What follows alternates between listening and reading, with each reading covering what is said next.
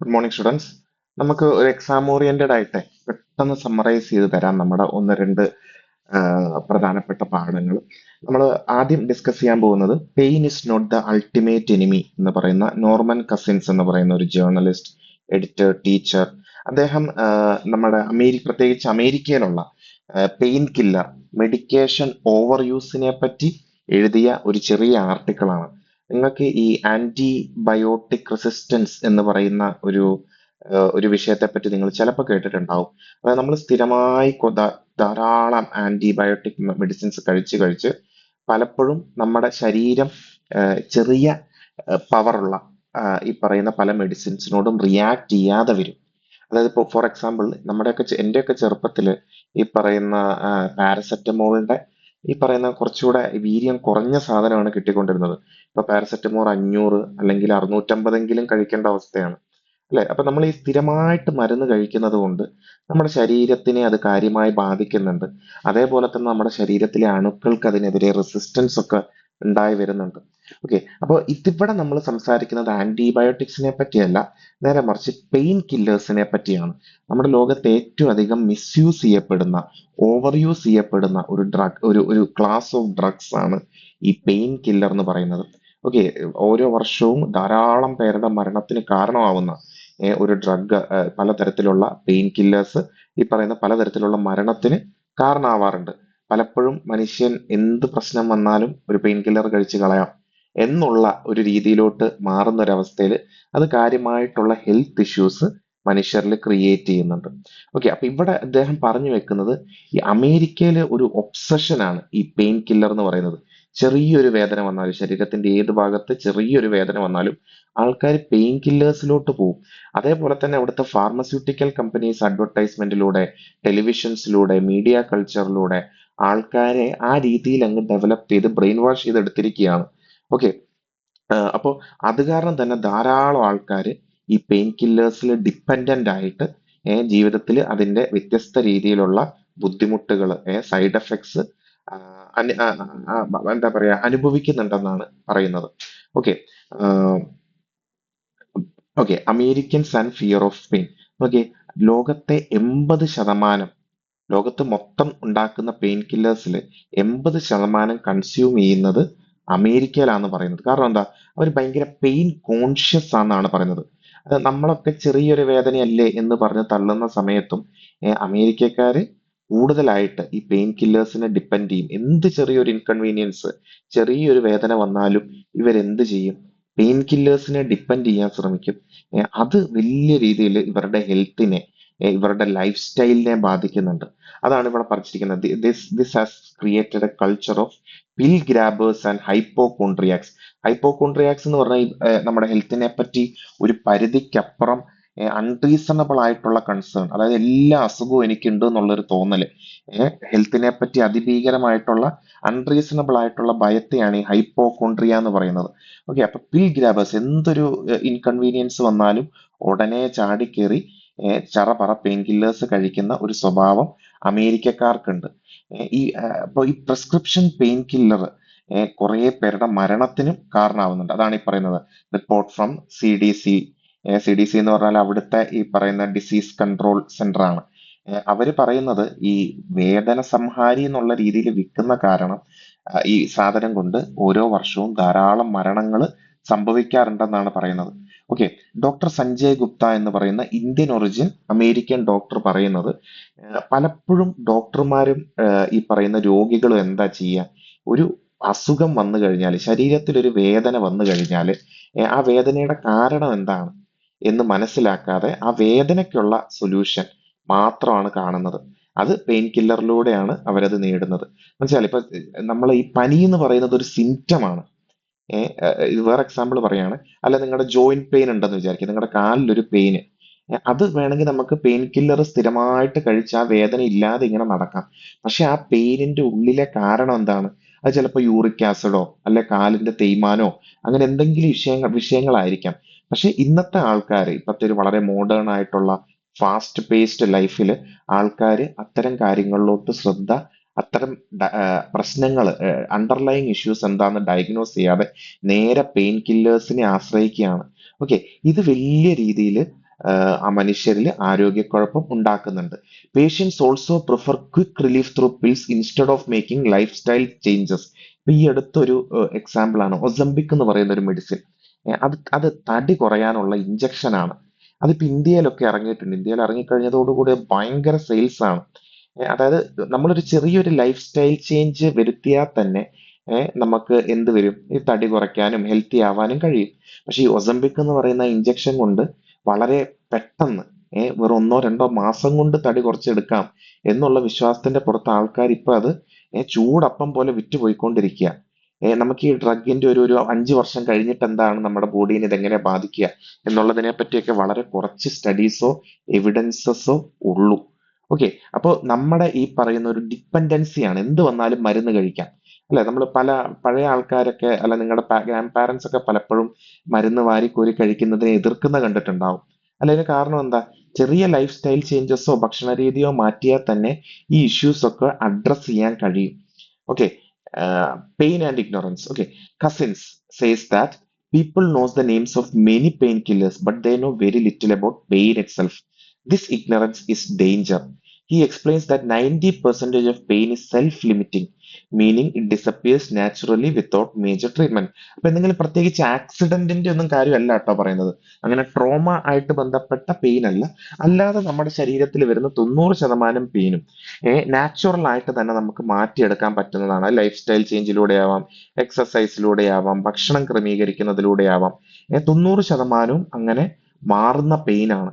നോക്കൂ, stress tension ഉണ്ടാക്കാം, pain ഉണ്ടാക്കാം. ടെൻഷൻ, ഹെൽത്തി അല്ലാത്ത life style, emotional anchor, exercise ഇല്ലായ്മ, ആങ്സൈറ്റി, ഇതെല്ലാം വ്യത്യസ്ത തരത്തിലുള്ള ശാരീരികമായിട്ടുള്ള വേദനകൾക്ക് കാരണമാണ്.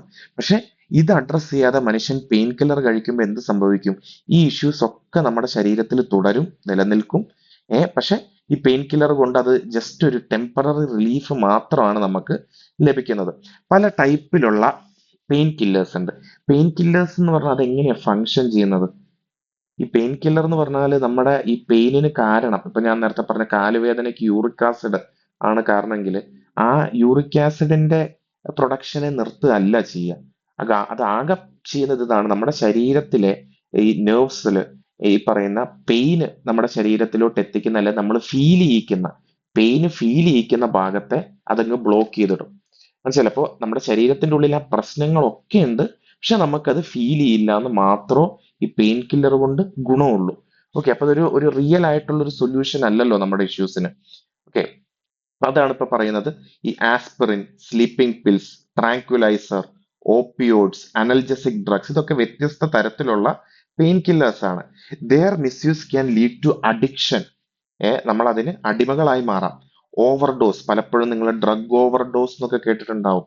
അതെന്താ? പലപ്പോഴും ഈ പെയിൻ കില്ലേഴ്സ് ആണ്. നമ്മൾ ഈ കാണുന്ന മെത്താൽഫെറ്റമീൻ അല്ലെ, മെത്ത്, അതല്ലെങ്കിൽ ഈ പറയുന്ന ഓപ്പിയോയിഡ്സ് എന്നൊക്കെ പറയുന്ന സാധനങ്ങൾ, ഇതെല്ലാം ശരിക്കും പറഞ്ഞാൽ പെയിൻ കില്ലേഴ്സ് മനുഷ്യൻ ദുരുപയോഗം ചെയ്യുന്നതാണ്.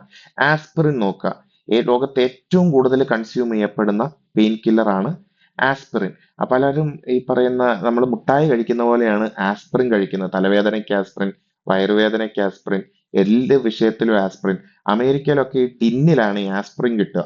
മനസ്സിലായല്ലോ? അപ്പൊ ഈ ലാർജ് സ്കെയിലാണ് ഇത് വിറ്റു പോകുന്നത്. പക്ഷേ ഇത് മനുഷ്യന്റെ ശരീരത്തിൽ വലിയ ബുദ്ധിമുട്ടുകൾ ഉണ്ടായിരിക്കാം. ഇന്റേണൽ ബ്ലീഡിങ് ഉണ്ടാകാം. മനുഷ്യന്റെ നമ്മുടെ മൂവ്മെന്റുമായിട്ട് ബന്ധപ്പെട്ട കണക്റ്റീവ് ടിഷ്യൂസിനെ ബാധിക്കാം. അതേപോലെ ആർത്രൈറ്റിസ് പോലത്തെ രോഗങ്ങൾ ഉണ്ടാക്കാം. ഓക്കെ. പിന്നെയാണ് ഓപ്പിയോയിഡ്സ് ആൻഡ് പ്രിസ്ക്രിപ്ഷൻ ഡ്രഗ്സ്, അല്ലെ? നമ്മൾ ഈ കാണുന്ന ഡ്രഗ്സ് എന്ന് പറഞ്ഞ് മനുഷ്യൻ ഉപയോഗിക്കുന്ന സാധനങ്ങളെല്ലാം മനുഷ്യന്റെ എന്തെങ്കിലും ഒരു ബുദ്ധിമുട്ടിന് മരുന്നായിട്ട് ഉണ്ടാക്കിയതാണ്. അത് മിസ്യൂസ് ചെയ്യാണ്, അല്ലെ? നമ്മൾ ഡ്രഗ് അബ്യൂസ് എന്നാ പറയാ. അത് അബ്യൂസ് ചെയ്യപ്പെടുമ്പോഴാണ് അത് പ്രോബ്ലമാറ്റിക് ആവുന്നത്, അല്ലെ? അപ്പൊ ഈ ഓപ്പിയോയിഡ്സ് അല്ലെങ്കിൽ പ്രിസ്ക്രിപ്ഷൻ ഡ്രഗ്സ് ഇതിന്റെ എന്താണ്? ഇത് ടെമ്പററി ആയിട്ട് നമുക്കൊരു ആശ്വാസം തരുമെങ്കിലും അതിന്റെ സൈഡ് എഫക്ട്സ് എന്തൊക്കെയാ? അഡിക്ഷൻ, അതില്ലാതെ ജീവിക്കാൻ പറ്റാത്ത അവസ്ഥ, ആപ്പറ്റൈറ്റ് ലോസ്, അതായത് വിശപ്പൊക്കെ അങ്ങ് പോവും. മാൽ ന്യൂട്രീഷൻ, അതായത് ആവശ്യത്തിന് വിശപ്പ് പോയി കഴിഞ്ഞാൽ ശരീരത്തിലോട്ട് ആവശ്യത്തിന് ന്യൂട്രിയൻസ് എത്തുമോ? ഇല്ല. അതുപോലെ ഓവർഡോസ് ചെയ്യാം. ഈ പറയുന്ന ഓപ്പിയോയിഡ്സ് ഒക്കെ ഓവർഡോസ് ചെയ്ത് ധാരാളം പേര് മരിക്കുന്നുണ്ട്. അതേപോലെ നമ്മുടെ ശരീരത്തിന്റെ മജ്ജ, ബോൺ മാരോ പതുക്കെ പതുക്കെ ഇല്ലാണ്ടാവും. ഇതിനൊക്കെ പുറമെയാണ് സൈക്കോളജിക്കലും ഇമോഷണലും നമ്മുടെ മാനസിക നില തെറ്റുന്ന പ്രശ്നങ്ങൾ.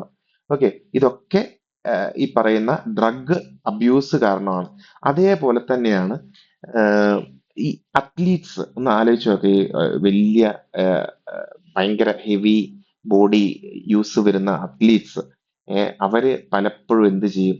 അവരുടെ ട്രെയിനേഴ്സും അല്ലെ അവർക്ക് ജയിക്കണമെന്നുള്ള ആ പറയുന്ന ഒരു പ്രഷറിന്റെ പുറത്ത് അവര് പലപ്പോഴും വളരെ സ്ട്രോങ് ആയിട്ടുള്ള പെയിൻ കില്ലേഴ്സ് ഓവറായിട്ട് യൂസ് ചെയ്യും. ഓക്കെ, കാരണം ഇവർക്കൊരു ഇഞ്ചുറി വന്നാലും അവർ പെർഫോം ചെയ്യണം. ഒരു ഫുട്ബോൾ കളി നടക്കുന്ന സമയത്ത് കാര്യമായിട്ടൊരു ഇഞ്ചുറി വന്നു, സ്റ്റാർ പ്ലെയർ ആണ്, ഇവനില്ലെങ്കിൽ ജയിക്കില്ല എന്നുള്ള അവസ്ഥയുണ്ടെങ്കിൽ പലപ്പോഴും ഇവര് ശരീരത്തിലോട്ട് വലിയ രീതിയിൽ ഇത്തരത്തിലുള്ള പെയിൻ കില്ലേഴ്സ് അടിച്ചു കയറ്റിയിട്ടാണ് കളിക്കാൻ ഇറങ്ങുന്നത്. ഇത് ഇവർക്ക് പെർമനന്റ് ആയിട്ടുള്ള ഡാമേജ് ഇതിന് ശേഷം ഉണ്ടാക്കും. ഓക്കെ, പിന്നെ അതിന് പുറമെ ഏ നമ്മുടെ ടി വി, നമ്മുടെ മീഡിയ, നമ്മുടെ പരസ്യങ്ങൾ, ഇതൊക്കെ ഈ പറയുന്ന ഒരു ആങ്സൈറ്റി നമ്മളിൽ ക്രിയേറ്റ് ചെയ്യുന്നുണ്ട്. നമുക്ക് നമ്മളെ ചുറ്റും രോഗങ്ങളാണ്, മരുന്ന് കഴിച്ചില്ലെങ്കിൽ നമ്മൾ ഇപ്പൊ മരിച്ചു പോകും എന്നുള്ള രീതിയിലുള്ളൊരു ആങ്സൈറ്റി നമ്മുടെ മീഡിയ നമ്മുടെ ഉള്ളിൽ പരത്തുന്നുണ്ട്. അതിനെയാണ് ഈ മാസ് ആങ്സൈറ്റി ന്യൂറോസിസ് എന്ന് വിളിക്കുന്നത്. അയാൾ പറയുന്നത് television commercials create mass anxiety neurosis. Children grow up believing that every discomfort is dangerous and that pills are the immediate solution. ഈ മാസ് ആങ്സൈറ്റി ന്യൂറോസിസ് എന്ന് പറഞ്ഞാൽ എന്താണ്? നമ്മുടെ ശരീരത്തിൽ വരുന്ന എന്ത് ഡിസ്കംഫർട്ടും, ചെറിയ വേദന പോലും വളരെ ഡേഞ്ചറസ് ആണ്. അതിന്റെ ഒറ്റ സൊല്യൂഷൻ ഉള്ളൂ, പിൽസ് വാങ്ങി കഴിക്കുക, മരുന്ന് വാങ്ങി കഴിക്കുക. ഓക്കെ, ഇതെന്ത് ചെയ്യും? മനുഷ്യനെ സൈക്കോളജിക്കലി വീക്ക് ചെയ്യും, ഈ മെഡിസിന്റെ മേലെയുള്ള ഡിപ്പെൻഡൻസി വർദ്ധിപ്പിക്കും, അതേപോലെ തന്നെ നമ്മുടെ ഓവറോൾ ഹെൽത്തിനെയും ബാധിക്കും. ഓക്കെ, പക്ഷെ ഇവിടെ നമ്മുടെ ഓതർ ഈ പെയിൻ കില്ലേഴ്സിനെ മൊത്തത്തിൽ ഒഴിവാക്കണം എന്നല്ല പറയുന്നത്. മെഡിക്കൽ സൂപ്പർവിഷനോടുകൂടി കറക്റ്റ് അളവിൽ കറക്റ്റ് രീതിയിൽ വേണം ഇത് ഉപയോഗിക്കാനായിട്ട് എന്നാണ് പറയുന്നത്. നമുക്കിത് ഈ ഒരു ഇഷ്യൂ എങ്ങനെ സോൾവ് ചെയ്യാം? നമുക്ക് എഡ്യൂക്കേഷൻ ആണ് ഇതിന് സൊല്യൂഷൻ. നമ്മൾ നാട്ടുകാരെ, മനുഷ്യരെ, നമ്മുടെ കുട്ടികളെ, നമ്മുടെ വീട്ടുകാരെ പറഞ്ഞ് പഠിപ്പിക്കണം. നമ്മുടെ ശരീരത്തിൽ ഒരു വേദന വരികയാണെങ്കിൽ അതിനൊരു അണ്ടർലൈൻ കോസ് ഉണ്ടാവും. നമ്മൾ നേരത്തെ പറഞ്ഞ പോലെ എന്തെങ്കിലും അണ്ടർലൈൻ കോസ് ഉണ്ടാവും. അത് അപ്പൊ അതെന്താന്ന് ഐഡന്റിഫൈ ചെയ്യണം. അതിനനുസരിച്ചുള്ള സൊല്യൂഷൻ കണ്ടെത്താൻ നമ്മൾ നമ്മുടെ ചുറ്റുവട്ടത്തുള്ളവരെ പഠിപ്പിക്കണം. ഓക്കെ, നമ്മൾ നേച്ചർ ഓഫ് പെയിൻ, പലതരത്തിലുള്ള വേദനകളുണ്ട് അല്ലെ? തലവേദന ഒന്ന് ആലോചിക്കുക, പല തരത്തിലുള്ള തലവേദനയുണ്ട്. ഈ ഓരോ തലവേദനകളും വ്യത്യസ്ത കാരണങ്ങളാൽ വരുന്നതാണ് അല്ലെ? അപ്പൊ ആ പെയിനിന്റെ രീതി, അതിന്റെ നേച്ചർ മനസ്സിലാക്കി കഴിഞ്ഞാൽ അതിനനുസരിച്ചുള്ള ട്രീറ്റ്മെന്റ്, ചികിത്സ, സൊല്യൂഷൻ നമുക്ക് എടുക്കാം. നാച്ചുറൽ ഹീലിംഗ് അല്ലെ, നമ്മുടെ ചുറ്റുവട്ടത്ത് ഇപ്പൊ ആയുർവേദിക് ഒക്കെ പോലത്തെ അല്ലെങ്കിൽ മറ്റ് മെഡിക്കൽ രീതിയുണ്ട്, അല്ലെ നമ്മുടെ ലൈഫ് സ്റ്റൈലും ഫുഡും മാറ്റിക്കഴിഞ്ഞാൽ തന്നെ നമ്മുടെ പല അസുഖങ്ങളും നാച്ചുറലി ഹീലാവും. അതേപോലെ ഹെൽത്തി ലൈഫ് സ്റ്റൈൽ, ഇതൊക്കെ നമ്മൾ പ്രൊമോട്ട് ചെയ്യേണ്ട കാര്യമാണ്. Also responsible use of medicine should be promoted. Okay, ഇതൊക്കെ നമ്മുടെ ഒരു സ്കൂൾ കരിക്കുലത്തിന്റെ ഭാഗമാക്കണം എന്നാണ് നമ്മുടെ ഓതർ പറയുന്നത്. ഓക്കെ, പിന്നെ റീകൂപ്പറേറ്റീവ് ഡ്രൈവ് എന്ന് പറയുന്ന ഒരു ആശയമുണ്ട്. ഓക്കെ, അതായത് നമ്മുടെ ശരീരം ഒന്ന് ആലോചിച്ച് നോക്കിയാൽ എന്ത് കോംപ്ലിക്കേറ്റഡ് ആയിട്ടുള്ള സാധനമാണ്.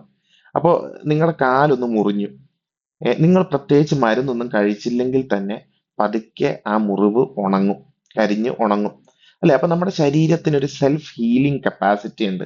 ആ കപ്പാസിറ്റിനെയാണ് നമ്മൾ റീകൂപ്പറേറ്റീവ് ഡ്രൈവ് എന്ന് പറയുന്നത്.